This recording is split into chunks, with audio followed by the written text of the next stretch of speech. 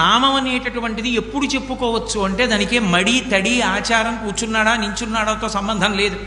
ఏకవస్త్రంతో ఉండి రజస్వలా దోషంతో ఉన్నటువంటి ద్రౌపదీదేవి ఎలుగెత్తి భగవంతుడిని నామం పెట్టి పిలిచింది, పరిగెత్తుకొచ్చాడు. చావుకి దగ్గరగా ఉండి ఇక నోటి వెంట మాట రాని స్థితిలో గజేంద్రుడు భగవంతుడిని నామం పెట్టి పిలిచాడు, పరిగెత్తుకొచ్చాడు. అందుకే త్యాగరాజస్వామి పిబరే రామరసం అంటారు, తాగేసేయండి రా రామరసాన్ని అంటారు. శ్రీరామ నీ నామం ఎంత రుచిరా, ఎంత రుచి ఎంత రుచి ఎంత రుచిరా, పాలు మీగడల కన్నా పంచదార తేనెల కన్నా శ్రీరామ నీ నామం ఎంత రుచిరా అంటే రామనామం రుచి ఏమిటండి, కాగితం మీద వేసి నోట్లో పెట్టుకోవచ్చా అని కాదు.